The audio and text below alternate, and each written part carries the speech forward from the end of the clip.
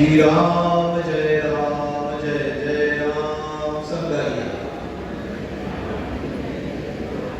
श्री राम जय जय राम। श्री राम जय जय राम। श्री राम जय जय राम। श्री राम जय जय राम। श्री राम जय जय राम। परशुराम भगवान की गायत्री माता की। नमामि सद्गुरुं शान्तं सच्चिदानंद विग्रहं पूर्ण ब्रह्म प्राणन्दमीशमानन्दवल्लभम्। अगतश्चतुरो वेदा पृष्ठतश्च शरं मनो। इदं रामम् इदं शास्त्रं शापादपि शरात्। अक्षय तृतीया के इस पावन अवसर पर परमात्मा के आदेश अवतार भगवान श्री परशुराम जी भगवान के प्राकट्य उत्सव के उपलक्ष्य में शरणार्थी समाज मालेगांव द्वारा इस प्रकार के इस दिव्य उत्सव में मुझे उपस्थित रहने का सौभाग्य प्राप्त हुआ और विशेष करके सब परिवार उपस्थित रहने का सौभाग्य प्राप्त हुआ। इसलिए मालेगांव के शरणार्थी समाज का मैं बहुत बहुत अभिनंदन करता हूँ, आभार करता हूँ। मुझे इस उत्सव में जो विषय आपके समक्ष रखने का सूचित किया गया, संस्कार तथा संस्कृति। मैं तो यहां पर आने के बाद मुझे बहुत आनंद हुआ इस बात का। मैं सबसे पहले अभिनंदन करता हूं मेरी सभी बहनें। जो विषय मुझे दिया गया संस्कार एवं संस्कृति, इन शब्दों का अर्थ आप सभी लोग जानते ही होंगे, क्योंकि ब्राह्मण मित्र यह भगवान का कलियुग में प्रत्यक्ष स्वरूप माना गया है। भगवान ब्रह्मवैवर्त पुराण में कहते हैं कि वो ब्राह्मण सुविज्ञो वा आदित्यो वा ब्राह्मणो मामकी तरो। और भागवत जी में तो भगवान स्वयं कहते हैं ब्राह्मणो जन्मना श्रेया सर्वेषां प्राणिनां। सभी प्राणियों में मुझे मनुष्य प्राणी बहुत प्रिय है और सभी मनुष्यों में मुझे सर्वाधिक अगर कोई प्रिय है तो वो ब्राह्मण है। ऐसा भगवान ने क्यों कहा? भगवान को हम क्यों प्रिय है? कभी इस बात का हमने चिंतन किया क्या? भगवान के सर्वाधिक प्रिय होने का कारण है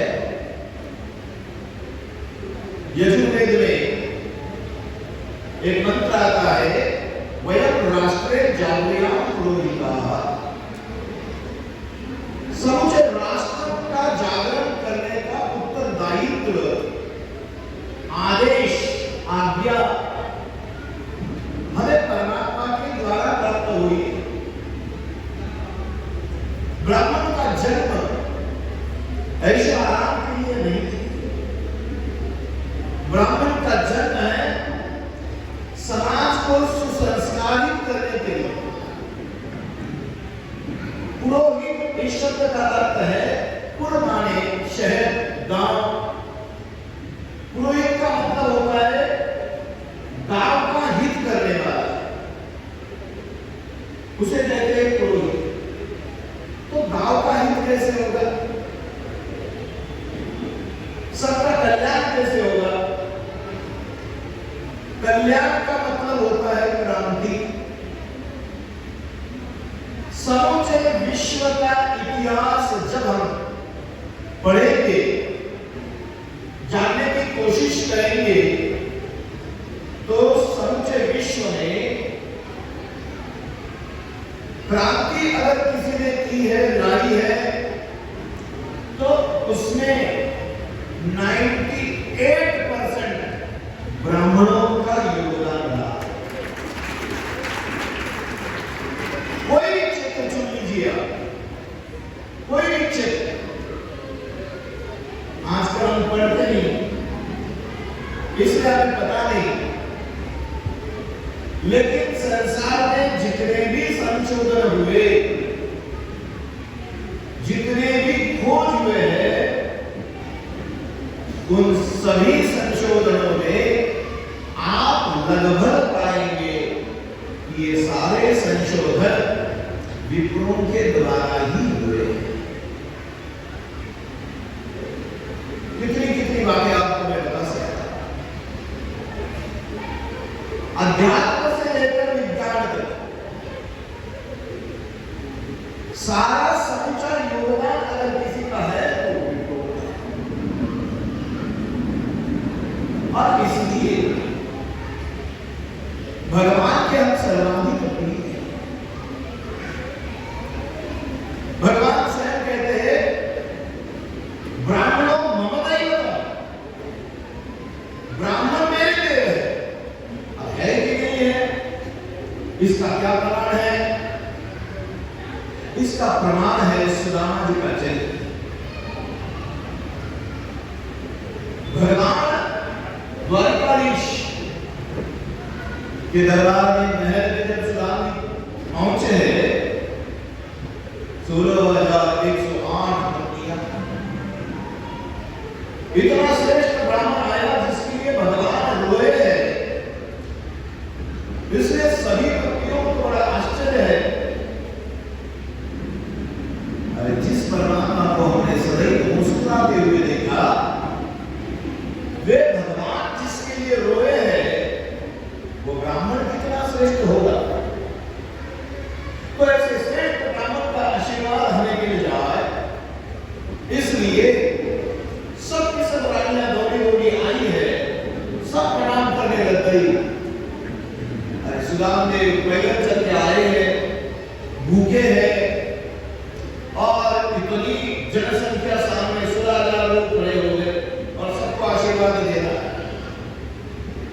थक गए सुदाम जी, कृष्ण से कहा अब मैं किसी को आशीर्वाद नहीं दूं। भगवान ने सुदाम से कहा, सुदाम भैया मेरे घर में झगड़ा लगाने के लिए आए हो क्या?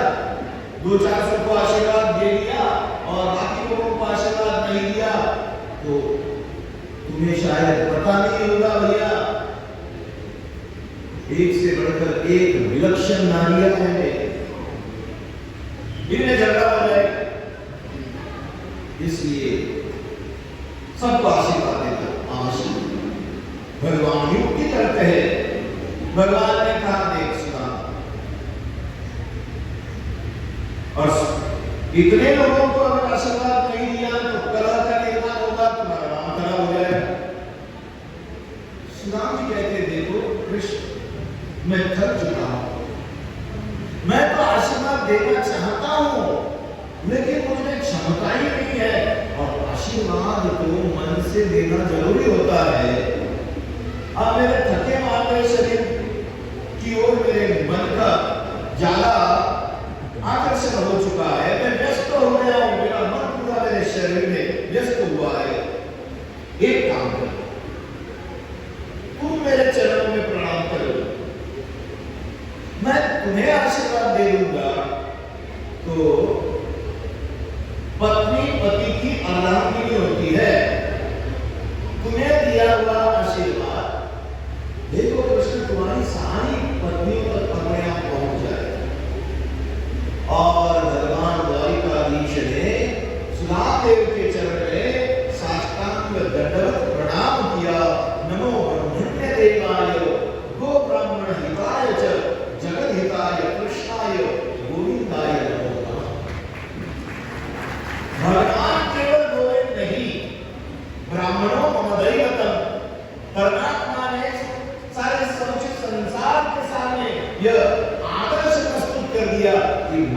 ब्राह्मण के सामने झुकता।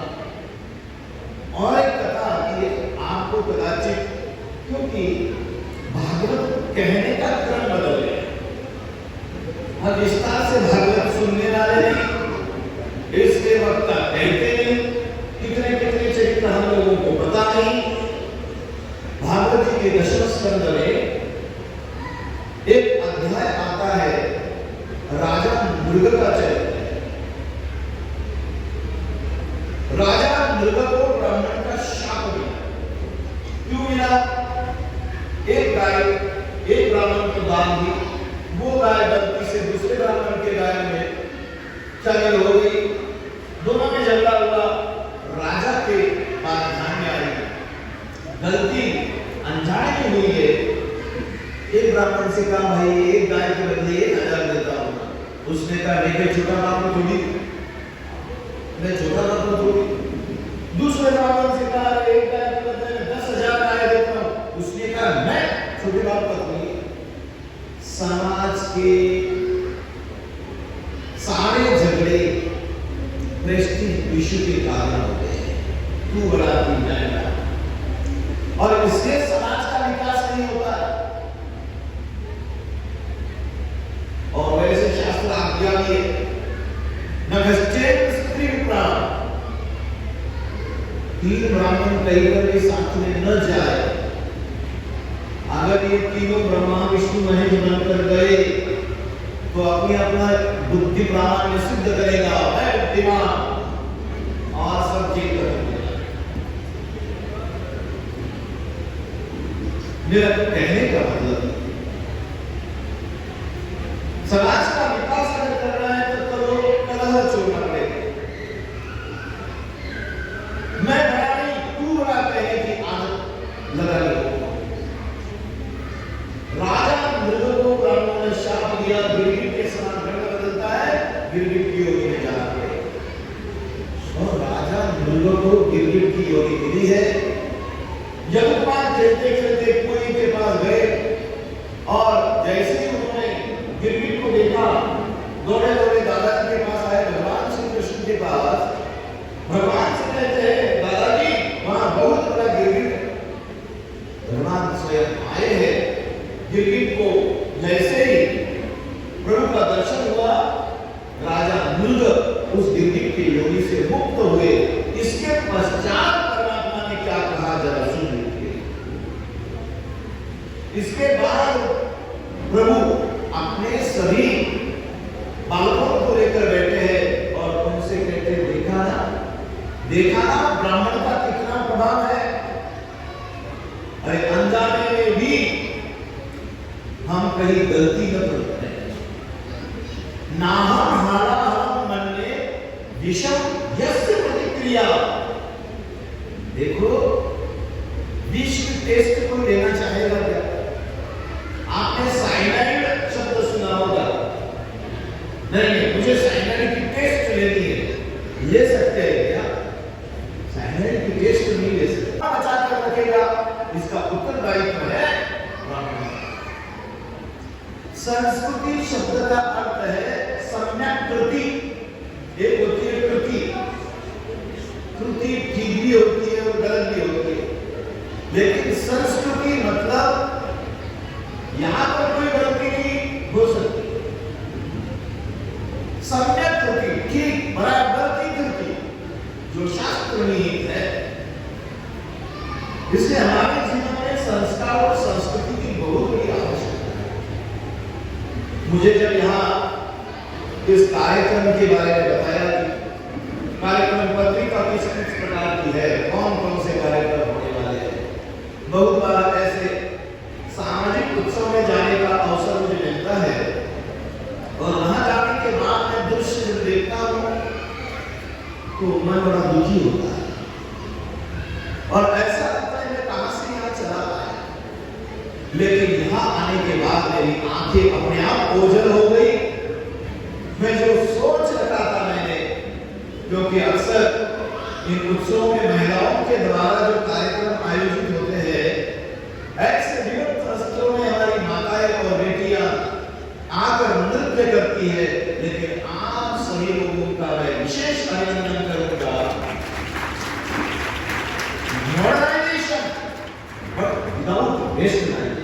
यह हमारा नारा होना चाहिए।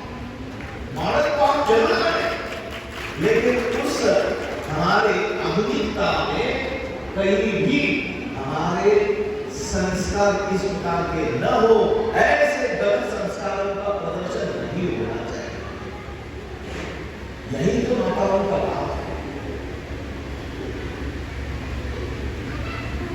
रामधावाड़ा उसकी ये बहुत बार बोलती, लेकिन आपने आज उन कक्षाओं से भी बाहर निकलकर कोई जिजा माता बने। अरे हर एक स्त्री का कर्तव्य है कि वो जिजा माता बने। जब एक घर की गृहिणी जिजा माता बनेगी तो बेटे छत्रपति बनेंगे, शिवाजी बनेंगे। इस बात को ध्यान रखिएगा। ये माताओं का उत्तरदायित्व है। छत्रपति का निर्माण जिजा माता ने किया। और ध्यान में रखना, ज्ञान केवल शब्दात्मक नहीं होना चाहिए।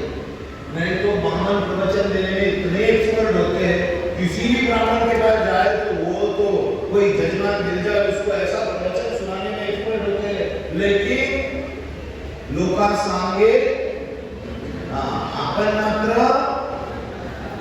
आप बोल रहे हो, मैं नहीं बोल रहा। ऐसा तो नहीं ना। ज्ञान केवल शब्दात्मक नहीं, ज्ञान क्रियात्मक होना चाहिए। ब्राह्मण का ज्ञान आचरण में दिखना चाहिए। तो जीजा माता आप बने, आप झांसी की रानी बनी, कोई सावित्री बनी, कोई किरण बेदी बनी, कोई हमारी वो अनाथों की माँ सिंधुताई बनी, कोई डॉक्टर बने। और मुझे और हर्ष इस बात का है कि वो ऑर्थोडॉक्स जो बातें हैं पीढ़ी दर पीढ़ी चलती आई, बिन्नी गुंडो, बिन्नी पल्लो, बिन्नी यो, बिन्नी वो, उन कक्षाओं से बाहर निकलकर आपका प्रेजेंटेशन आपने उस स्थान पर किया। इसलिए आप सभी तालियां बजाइए इन लोगों को, क्योंकि इन्होंने ये स्वीकार किया। इसलिए मेरे सभी भाइयों का अभिनंदन है कि थोड़ा विश्व का दृश्य देखते हुए हमारी पत्नियों के लिए हम थोड़ी प्रोत्साहन देने का काम करें। तुम्हें ये करना है वो अच्छे से करें। अरे जो परिवार को अच्छे ढंग से संभालती है, क्या वो समाज को नहीं संभालेगी? लेकिन आपका सहयोग भी बहुत आवश्यक है, परम आवश्यक है। इसलिए आपका अभिनंदन जो आपने आज इन सभी, क्योंकि सारी जो मेरी बहनें नृत्य कर रही थी वो यहाँ की सब बहुएं हैं, और बहुओं का प्रेजेंटेशन ससुर जी बैठकर अगर देखे, कोई मेरी बहू जीजाऊ, कोई झांसी की रानी, झांसी की रानी बने। महाराज बोले अब झांसी की रानी बने, मैं आ गए झांसी की रानी। दरबार लेकर घर में न पहुंचे, बच्चे महाराज बोले आना।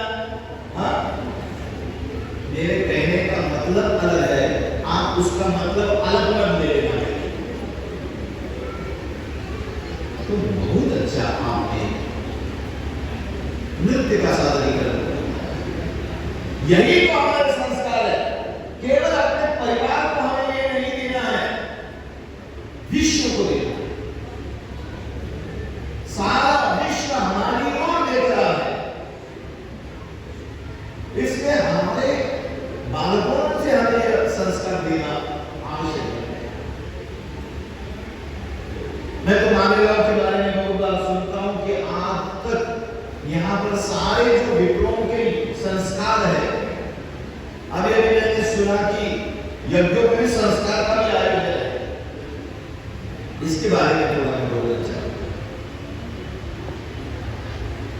टावर की जनेऊ कर लेगा। अरे जनेऊ तो कर ली, लेकिन कुछ दिनों के बाद वो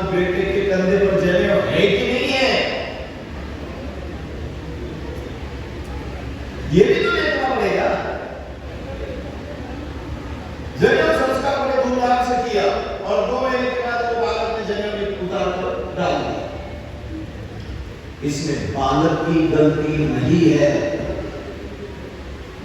इसमें हम लोगों की गलती है कि जनेऊ के केवल आध्यात्मिक महत्व का प्रतिपादन हमने किया, जनेऊ का वैज्ञानिक महत्व हमने बालकों को पढ़ाया ही नहीं। हम बालकों को कहते हैं अरे तिलक करना, लेकिन क्यों करना चाहिए?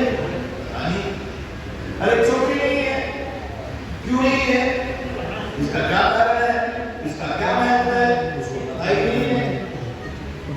तो केवल इन आयोजनों में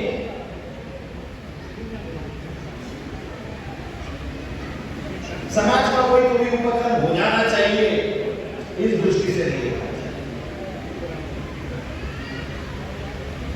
यहां बैठे हुए सभी मेरे भाइयों को गायत्री मंत्र शुद्ध कितने लोगों को याद है? बोलिए, हाथ उठाइए।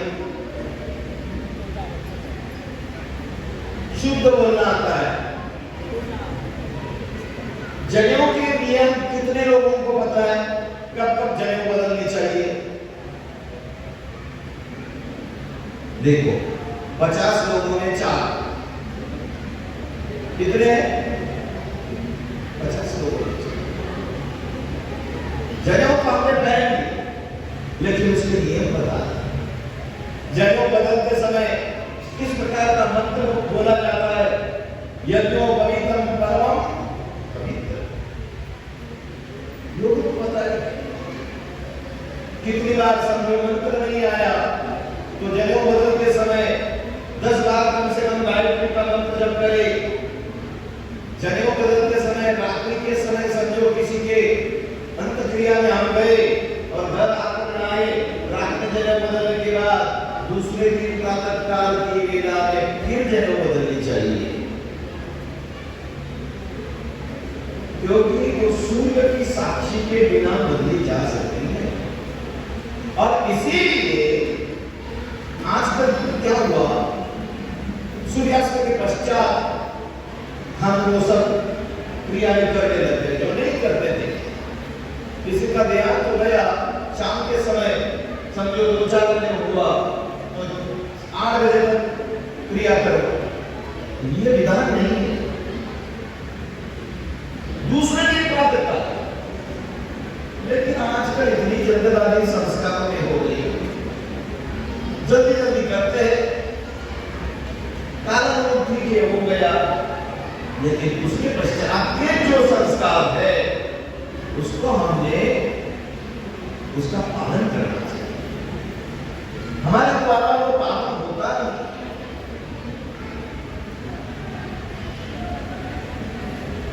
इसलिए जनेऊ के वैज्ञानिक महत्व को समझाना चाहिए।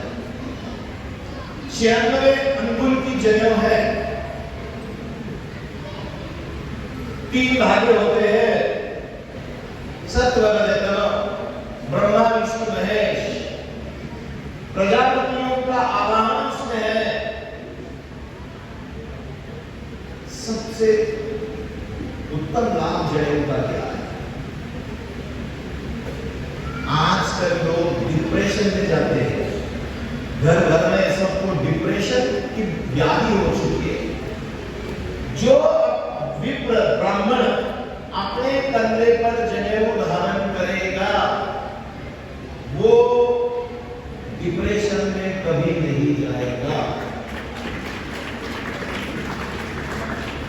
जिन जिन लोगों को रात में बुरे स्वप्न आते हैं, अगर जनेऊ धारण करे और नियमों का पालन करे तो जनेऊ धारण करने वाले के सारे दुस्वप्न का नाश हो जाता है। यह उसका विज्ञान। जो कंधे पर जनेऊ धारण करता है, रक्तचाप की बीमारी से वो बचता है, ब्लड प्रेशर उसका कंट्रोल में होता है। जो जनेऊ धारण करता है उसे अगर हार्ट डिसीज है तो उससे वो बच सकता है, लेकिन नियमों के पालन की आवश्यकता है। आजकल रविशंकर करने के लिए बालक जाते हैं, जनेऊ तो है, लेकिन कानों में बांधते हुए शर्माते हैं। अपनी संस्कृति का पालन करने में शर्म कैसी? आज हमारे उत्सव के साथ साथ विदर्भियों का भी उत्सव है। कभी आपने उन विदर्भियों के बालकों को वे धर्म का आचरण नहीं करते हैं ऐसा देखा है क्या? ना उनकी बालिकाओं को आप ऐसा देखेंगे, ना उनके युवकों को आप ऐसा देखेंगे, उनके धर्म का यथाविधि पालन वे करते हैं। और ध्यान में रखना, यतो धर्मस्ततो जयः, इस सूत्र का आप सदा स्मरण करते रहना। जहां धर्म है वही जय है। और आज समूचे संसार में ब्राह्मण पराजित होने का कारण ब्राह्मणत्व समाप्त हो गया। श्री रामदास स्वामी महाराज कहते हैं ब्राह्मणत्व रक्षा में आदर है। अरे भगवान ने हमें ऐसा मौका दिया है महाराज, ये शरीर हमें अनायास प्राप्त नहीं हुआ है। इस बात को आप जरा जानना। हमारे जीवन के ग्लोरी को ही हमने समझा है, हमारे लायकी हमारे समझ में ही नहीं आई। एक बात हम चुप गए। केवल ब्राह्मण शरीर मिला और हम ब्राह्मण है ढिंडोरा पीट रहे हैं। आज ब्राह्मणों की सर्वाधिक दुर्गति है। कितने ब्राह्मण व्यसन करने लग गए, क्या नहीं खाने लग गए, क्या नहीं करने लगे। और इसलिए समाज में ऐसा चित्र ब्राह्मणों के विरोध में निर्माण हुआ है। अरे आजकल ब्राह्मण की सुरगुरु कर, यह हमारा आदर्श नहीं होगा। संस्कार और संस्कृति, इसका पर्यायवाची शब्द अगर कोई है तो ब्राह्मण है। संस्कृति, इस शब्द को जब हम सुनेंगे, संसार सुनता है तो सीधे सीधे संस्कृति ना ब्राह्मण, संस्कार ना ब्राह्मण। और आज ये संस्कार धीरे धीरे वो हमारी संस्कृति को हम छोड़ रहे हैं। जमाना बदल दो, आगे बदलो। ये जो गलत नारा दिया जा रहा है ना, जमाना बदल दो, आगे बदलो। बदलो का मतलब क्या? जनेऊ छोड़ देनी है, तिलक लगाना बंद कर देना है, गायत्री का जप बंद कर देना है। मुझे कई बार कितने लोग मिलते हैं, ब्राह्मण होते हैं बहुत लोग, हमारे घर में इस प्रकार की समस्या है, क्या करना चाहिए? ब्राह्मण को परमात्मा का सबसे बड़ा अगर कोई गिफ्ट है तो वह है गायत्री। गायत्रम त्रायते यस्मात् गायत्रीतम तथा स्तुतः। आपने गायत्री मंत्र को पढ़ा, लेकिन गायत्री के महत्व को समझाई। केवल गायत्री का उच्चारण करने से, आपको एक कहानी सुनाता हूं। आपने अकबर का नाम तो सुना होगा। ऐसा सुना है कि अकबर बहुत दानी था, तो गरीब लोग जाते थे अकबर के पास, भिक्षा मांगते थे। उसमें गरीब ब्राह्मण भी होता था, तो अकबर कुछ दिनार लुटाता था, फेंकता था, आए हुए भिखारी के झोली में से फेंकता था। अकबर के दरबार में एक रत्न है जिसका नाम है बिरबल। बिरबल बड़ा चतुर है। एक ब्राह्मण आता, जहां पड़ा करता, झोली फैलाता, 2 दिनार 1 दिनार को भी अगर फेंकता, उसमें वो अपना घर जाता, लाचार जीवन जीता। बिरबल को बहुत बुरा लगता। बिरबल ने उस ब्राह्मण को पकड़ा, उस ब्राह्मण से कहा कि अरे भाई तू रोज रोज भीख मांगता है, बोले क्या तुम मुझे कोई काम ही नहीं, बोले कितने दिनार तुझे मिलते हैं? बोले कभी कभी 1 दिन, कभी 2 दिन।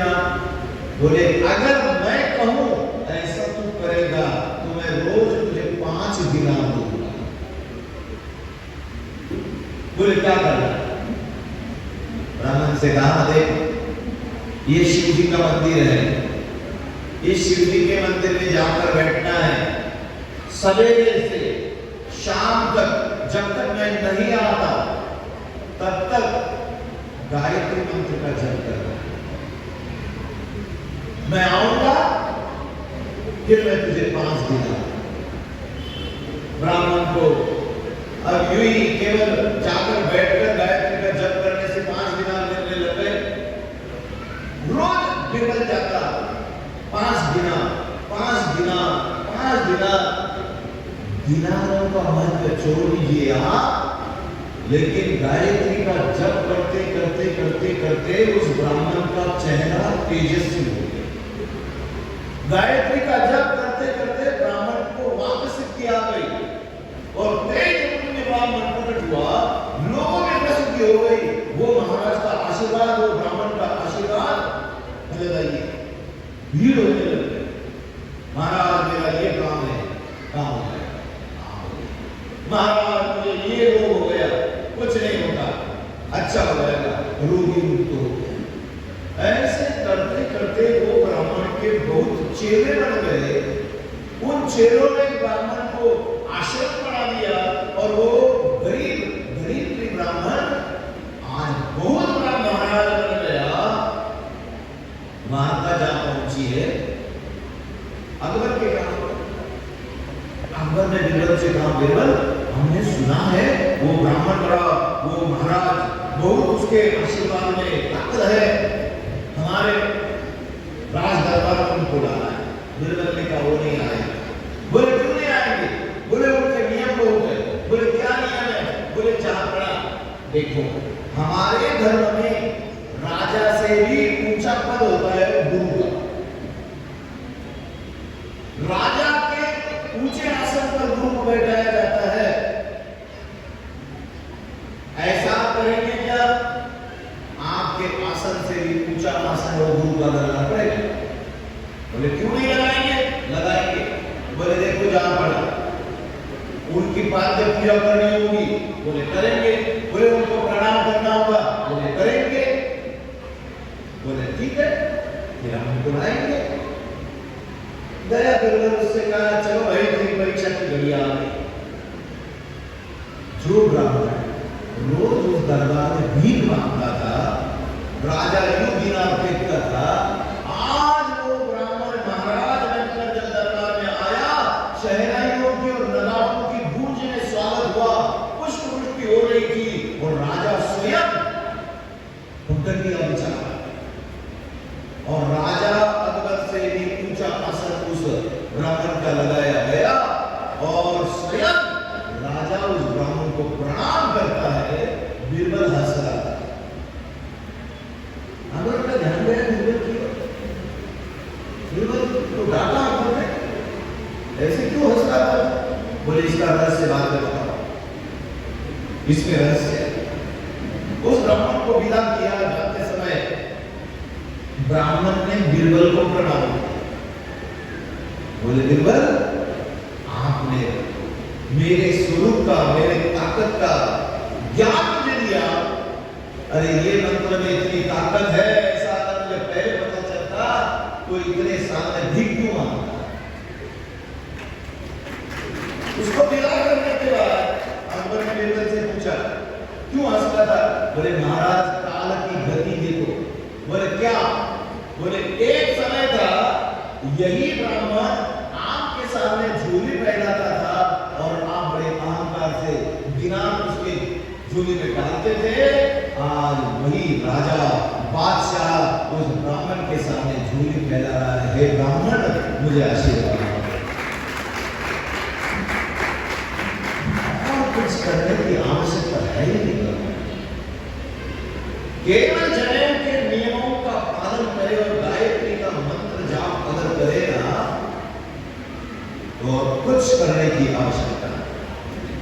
इसलिए अपने बालकों के जीवन में बाल्यावस्था से जनेऊ मजाक नहीं है, जनेऊ विनोद नहीं है, संध्या विनोद नहीं है, संध्या साइंस है।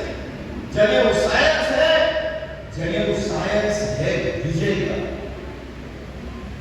अगर अपने जीवन में विजय प्राप्त अगर करनी है ब्राह्मण को, तो जनेऊ के नियमों का पालन करना, गायत्री मंत्र का जप करना। कोई भी क्षेत्र में आप जाओ, आप कभी पराभूत नहीं, और परमात्मा ब्राह्मण को कभी पराभूत होने ही देता नहीं, कभी किसी ब्राह्मण को पराभूत होने नहीं देता। इसलिए आज परशुराम जयंती की उपलक्ष्य, आप परशुराम जी का चरित्र तो जानते हो। 21 बार इस पृथ्वी को क्षत्रिय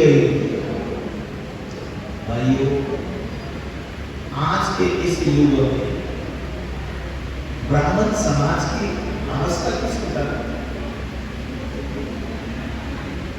सारी ओर से प्रताड़ित किया जाता है।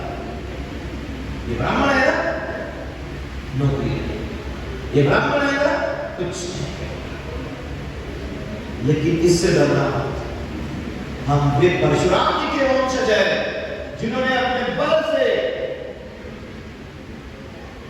अगरतश्च वेदा वेदों को सम्मुख किए, वेदों का ज्ञान आत्मसात कीजिएगा। पृष्ठतश्च समन्वयो, शस्त्र धारण कीजिएगा। शस्त्र धारण नहीं कर सको तो कम से कम शास्त्र धारण कीजिएगा। शास्त्र अगर जीवन में है तो संसार में कोई आगे कर सकता है। इतनी बात ध्यान रखिए। इसलिए ब्राह्मण के लिए चोटी आवश्यक है, ब्राह्मण के लिए तिलक आवश्यक है। तिलक कब नहीं लगाते हैं? जब कोई घर में किसी का देहांत हो जाता है तब तिलक न लगाए। घर से ब्राह्मण बाहर निकले, गायत्री का जप करके तिलक लगाकर बाहर निकले, चोटी बांध कर बाहर। क्या है चोटी का साइज? आप अपने इस मस्तिष्क को दबाइए, जहां चोटी है वहां का हमारे पूरे मस्तिष्क को हम दबाएंगे तो कवच कठिन है, जहां चोटी है वहां मृदु है। चोटी रहेगी तो सूर्य के द्वारा प्रयुक्त पॉजिटिव एनर्जी आपके शरीर में संकलित होगी, और गांठ क्यों बांधी है?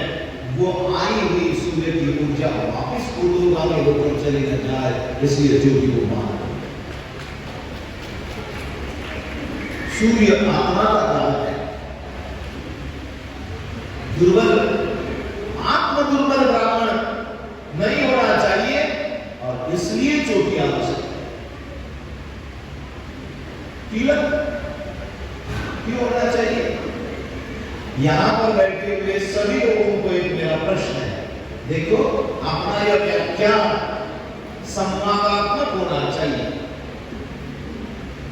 यहां बैठे हुए सबको मैं एक प्रश्न पूछूंगा, माताओं को भी और मेरे भाइयों को भी। स्वयं के कपाल पर तिलक कौन से उंगली से करना चाहिए? बताइए।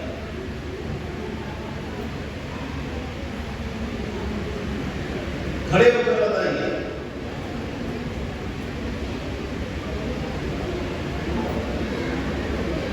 इस उंगली को क्या कहते हैं? अनामिका। बैठिए, बोलिए अनामिका, बोलिए। ये कौन सी उंगली है? मध्यमा।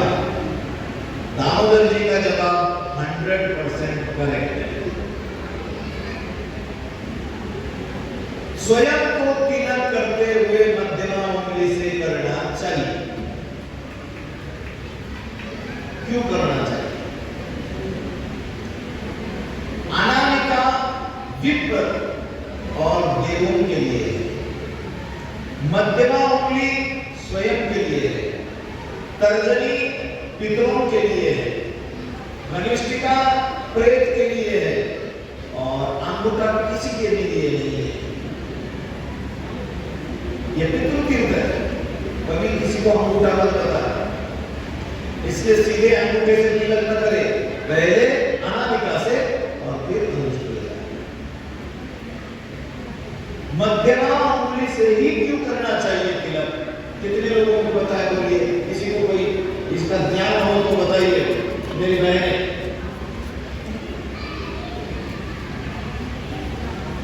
बोलिए।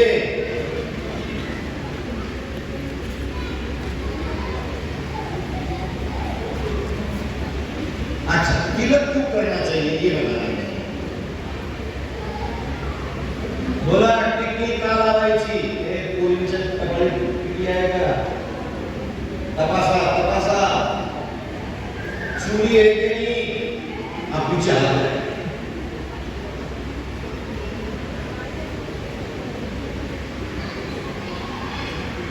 तीन नाड़ियां होती है, एक होती है सूर्य नाड़ी, एक होती है चंद्र नाड़ी और मध्य नाड़ी होती है सुषुम्ना।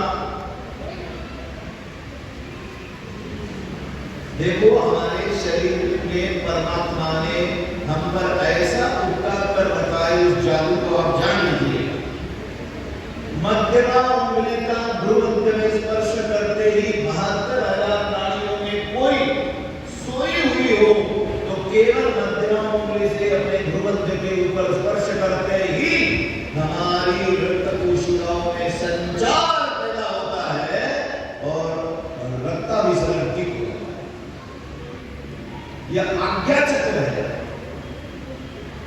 और जैसे ताले की चाबी होती है ना, बिना चाबी के ताला खुलता है क्या? नहीं खुलता ना। जैसे ताले के लिए चाबी आवश्यक है, बिना चाबी के ताला खुलता है।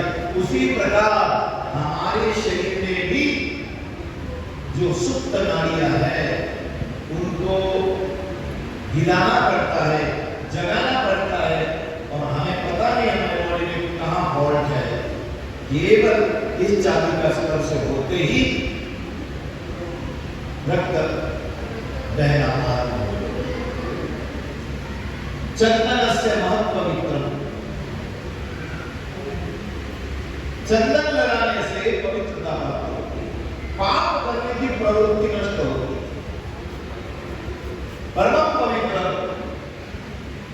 आदमी पवित्र दिखता है। और ब्राह्मण केवल ब्राह्मण नहीं होना चाहिए। परशुराम जयंती का उत्सव केवल भोजन के लिए नहीं होना चाहिए।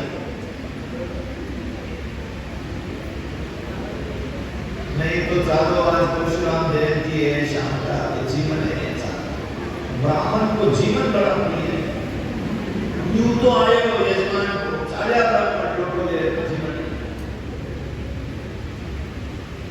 तो संस्कार और संस्कृति अगर हमारे जीवन में शेष बचेंगे तो संसार में हमारा डंका बजेगा। और अगर हम ये संस्कार और संस्कृति को त्यागेंगे तो फिर दुर्गंधता की प्राप्ति होगी, दरिद्रता प्राप्त होगी, संसार में अपमानित होंगे। और अगर ऐसी प्रगति करना नहीं चाहते हैं तो परशुराम जी महाराज का स्मरण करते हुए हम हमारे संस्कार और संस्कृति को बचाएं। आज मेरी माताओं ने सुंदर यहाँ पर नृत्य और जो नाटिका प्रस्तुत की, थोड़ा कुछ माताओं के लिए भी आवश्यक है कुछ बातें कहना। कितनी माताएं अपने बेटियों को टिक्की लगा डांट कर बोलती है और कितनी बेटियां सुनती है? सब सुनती है। Okay, thank you. जैसे पुरुषों के लिए तिलक है उसी प्रकार माताओं के लिए भी तिलक है।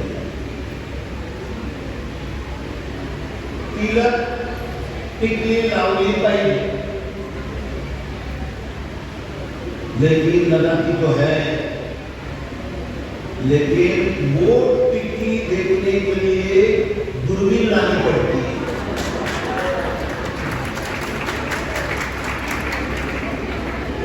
है ना। लगे टिकली कटे दूरबीन सुने।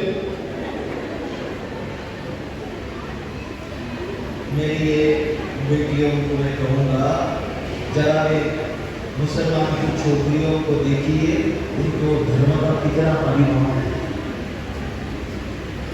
बिना हिसाब पहने कॉलेज स्कूलों में वे निकलती नहीं, और हमारी बेटियां, हिंदू समाज की बेटियां, ब्राह्मणों की बेटियां कैसे कपड़े पहनेंगी। आज निर्भया जैसा कांड होने का कारण क्या है?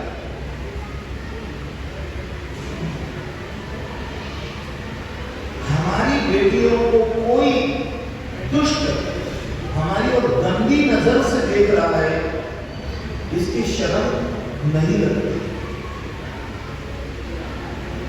मैं दुर्गा हूं, मैं झांसी की रानी हूं। आगे में एक माता जी आई थी, प्रतिभाताई पाटिल में। आप देखो, ध्यान दीजिएगा, भारत के सर्वोच्च पद पर पहुंची हुई प्रतिभाताई पाटिल का पल्लू रवि कंधे पर आपने दिखाई दिया।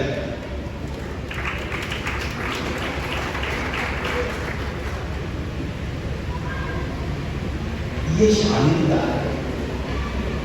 एजुकेशन ये कभी नहीं सिखाता, आरोपण अपने जीवन में कभी नहीं होना चाहिए,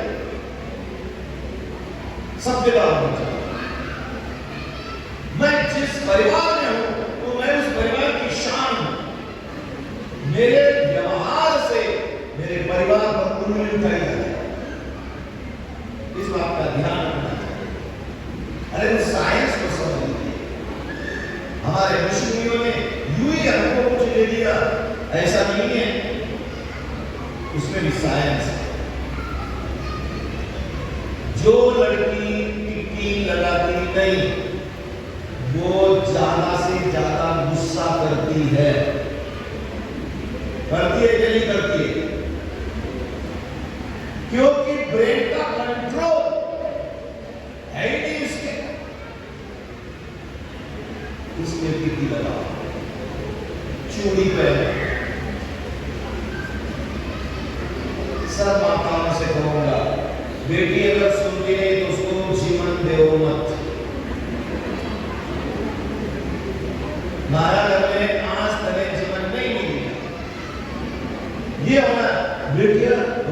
अब ऐसा हो गया, पहले बेटा बाप को डरता था, अब बाप बेटे से डरता है। यही पतन है।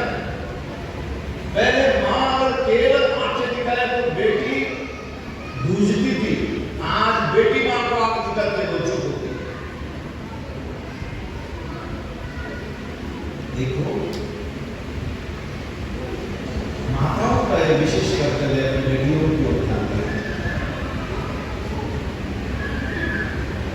जो धार्मिक चिन्ह है, मैं इन बहनों को कहूंगा, अपने शुद्ध भारतीय वस्त्र पहनकर, टिक्की, चूड़ियां, जो भी श्रृंगार का साहित्य परिधान कर आप अपनी फोटो निकालिएगा और विदेशियों के कपड़े पहनकर अपना फोटो निकालिएगा और देखिएगा मैं कौन से वस्त्र में सुंदर दिखती हूं, कौन से वस्त्र। इसलिए परशुराम जयंती के उपलक्ष्य में हमारी बहनों को भी यह ध्यान देना चाहिए, वस्त्रों की ओर ध्यान देना चाहिए, संस्कारों की ओर ध्यान देना चाहिए। कितनी बेटियों को भगवद गीता याद है? कितने लोग भगवद गीता जानते हैं? यहाँ पर मेरे भाइयों में जानते हैं क्या कोई? हाथ उठाइए।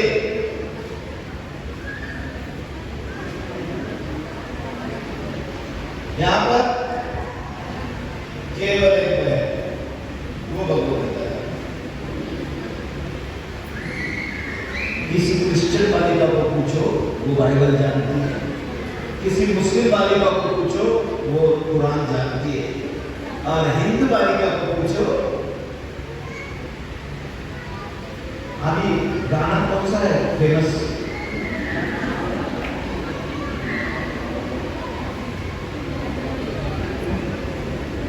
वो चुटकिया बजा कर बताए,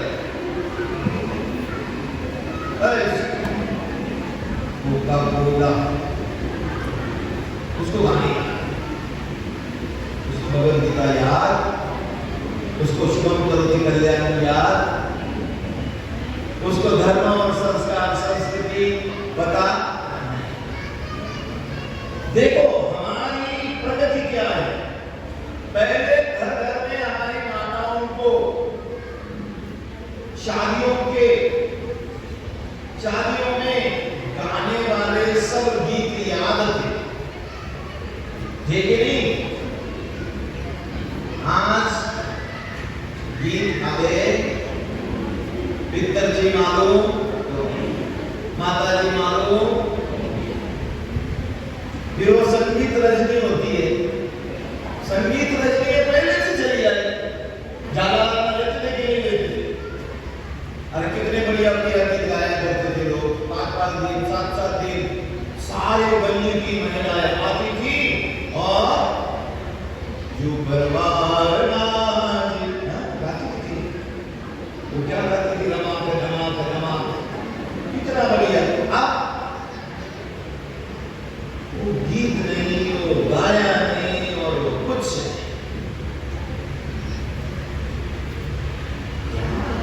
कैसे होगा? कैसे हमारा यह ब्राह्मणत्व और यह हमारा समाज बचेगा?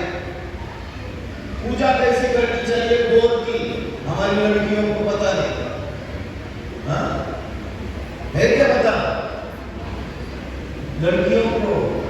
हाँ पता है ना, बहुत अच्छी बात।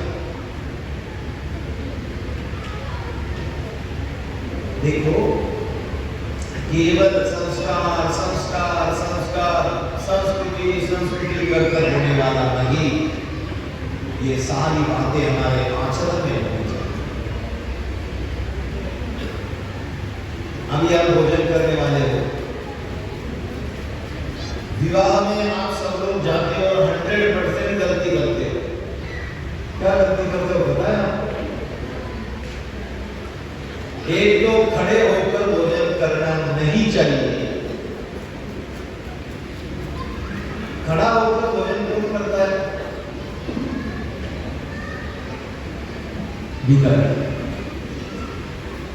और दूसरी गलती, वदनी कमल येता नाम क्या श्री हरि चे सहजहरण होते नाम घेता पुकाचे जीवन कर जीवित्वा अन्न है ना? और पूर्ण ब्रह्म की आराधना जूते पहनते सगड़ो जूडो के नाम है भागवत जी में भी क्या, और जूडो के में नवी चप्पल कटे जीवड़ा जूते।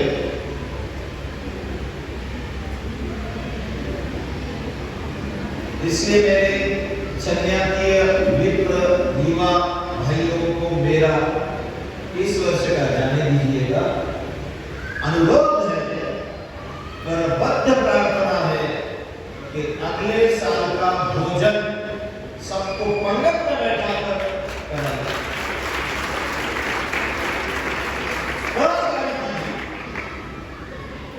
तो अपने आप जूते बाहर खोलने की आदत बनाइए।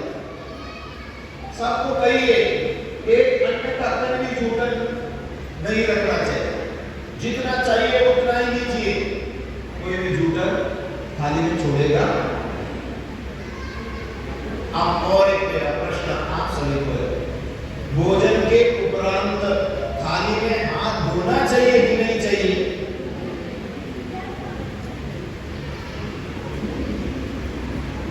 धोना चाहिए कि नहीं चाहिए? लेकिन सब धोते हैं कि नहीं? क्यों नहीं धोना चाहिए उसको समझ लीजिएगा। जो माता और जो मेरे भाई भोजन के उपरांत थाली में हाथ धोते हैं उस घर से लक्ष्मी चली जाती है धीरे धीरे। और इसलिए अगर लक्ष्मी का देखो बहुत ज्यादा बातें हैं इसका विज्ञान भी है, लेकिन अब विज्ञान से बढ़कर लक्ष्मी जी का विषय जब आए तो समझाते हैं नहीं मारा मैंने तो लक्ष्मी जी की मारा नहीं सवाल ज्ञान नहीं करूंगे। क्योंकि देखो बाकी पूजाओं के लिए ब्राह्मण को बुलाते हैं तो यजमान जल्दी करता है, अरे महाराज जल्दी करो यार, अरे महाराज जल्दी करो यार। और दीपावली की पूजा के दिन महाराज घोड़े करो इतनी जल्दी है, ऐसा होता है कि नहीं? क्यों? लक्ष्मी सबको चाहिए और लक्ष्मी ऐसी चंचल है, लक्ष्मी हमें फॉल्ट ही ढूंढती और मनुष्य गलती का पुतला है, जो नहीं करना चाहिए वही करते हैं। जूते पहनकर खाना खाएंगे, कड़े कड़े खाना खाएंगे, थाली में जुगट भरेंगे छोड़ेंगे और थाली में हाथ धोएंगे, इससे लक्ष्मी का नाश होगा। इन बातों को ध्यान में रखिएगा, ब्राह्मणत्व का रक्षण कीजिएगा। ब्राह्मणत्व रक्षा में आदरे संस्कार और संस्कृति या विषय केवल बोलने के नहीं होने चाहिए, ज्ञान केवल शब्दात्मक नहीं होना चाहिए, ज्ञान को अपने व्यवहार में लाइएगा। और इसलिए इस उत्सव के उपलक्ष्य में आज हम भगवान परशुराम के चरणों में वंदन करते हुए इस प्रकार का प्रण लेंगे कि हम हमारे ब्राह्मणत्व का रक्षण करेंगे, जनेऊ धारण करेंगे, तिलक चापा लगाएंगे, चोटी रखेंगे, गायत्री का जप करेंगे, सबसे व्यवहार हमारा मधुर रखेंगे, हमारी बहनें धर्म और संस्कृति का पालन करें। इस नेचुरल के नाम के नीचे जो गलत व्यवहार चला है, कृपा करके यह करते समय एक बात ध्यान में रखिएगा, हमारे पूर्वों की गलतियां हम निकाल रहे हैं, हमारे पूर्व के कहीं पर भी गलत नहीं है। उन्होंने अध्यात्म के साथ साथ विज्ञान का विचार करते हुए जो नियम बनाए हैं उन नियमों का पालन कीजिए। घर में अगर शांति रखना चाहते हैं तो माताएं घर के नियमों का पालन, शुद्धि का अधिक विचार कीजिएगा।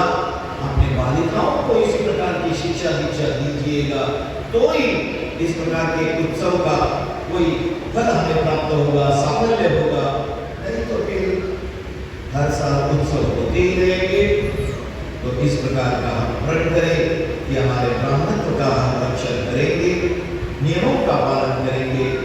मुझे आज आपके समक्ष उपस्थित रहने का शुभ अवसर सन्यासी परिवारों तथा सन्यासी महिला मंडल तथा सन्यासी समाज की ओर से मिला, इसलिए सभी सन्यासी समाज को मैं आभार व्यक्त करता हूँ, अभिनंदन करता हूँ और इसी प्रकार का आपका उपक्रम सफल बनता रहे और समाज में जागरण होता रहे।